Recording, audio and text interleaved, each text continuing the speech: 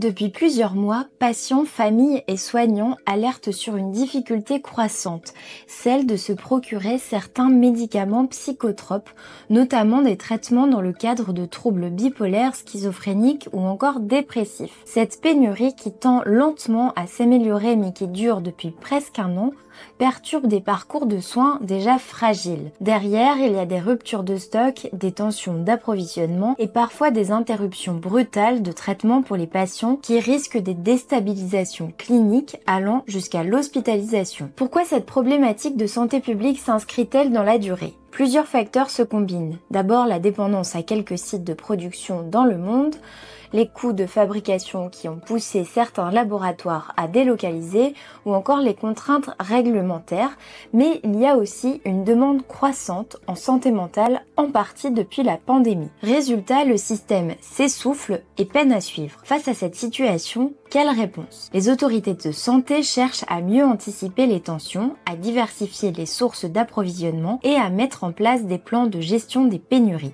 Mais du côté de l'industrie pharmaceutique, quelles sont les explications et surtout, quelles pistes d'action ? Nous avons posé la question à Frédéric Lavie, directeur de la recherche, de l'innovation et de la santé publique chez l'EM, l'organisation professionnelle représentative des entreprises du médicament. Il nous explique les causes structurelles de cette pénurie et ce que font les laboratoires pour tenter d'y remédier. Tout a commencé l'année dernière au mois de juillet avec un problème de qualité dans la fabrication d'un antidépresseur utilisé dans le traitement des dépressions sévères, mais également dans les maladies bipolaires et dans certaines schizophrénies, qui s'appelle la kétiapine. L'usine grecque qui fabrique ce médicament, qui approvisionne 60% du marché français, a eu un problème de qualité. Donc évidemment, pour la sécurité des patients, il n'y avait pas d'autre choix à ce moment-là que de fermer l'usine. Ensuite, sur le carbonate de lithium, qui est un traitement également des troubles bipolaires, il y a eu un report finalement qui a été fait parce que quand on a su qu'il y avait plus de kétiapine, les médecins se sont mis à prescrire plus de carbonate de lithium et plus du tout de kétiapine. Et donc il y a eu un report sur la consommation de sel de lithium qui a augmenté assez fortement et du coup cet effet report a créé une problématique de tension. Et donc là en fait un gros problème sur une usine entraîne derrière une cascade de problèmes sur même d'autres produits qui n'avaient pas au départ de problème de stock ni d'approvisionnement. Donc l'usine, il y a eu des contrôles qualité qui ont été faits, elle a été remise en conformité, elle a repris petit à petit sa production, mais comme il faut toujours des contrôles pour être vigilant, pour être sûr que tout ce qui est produit dans ces usines est conforme aux gages de qualité qui sont nécessaires, qui sont les normes européennes, les normes françaises et qui sont évidemment là très importantes pour garantir la sécurité des patients, eh bien cette reprise finalement elle n'est que progressive, elle n'est pas au niveau où on pourrait l'espérer ou en tout cas au niveau où elle était encore l'année dernière. D'autres laboratoires concurrents ont également eux de leur côté augmenté leur production.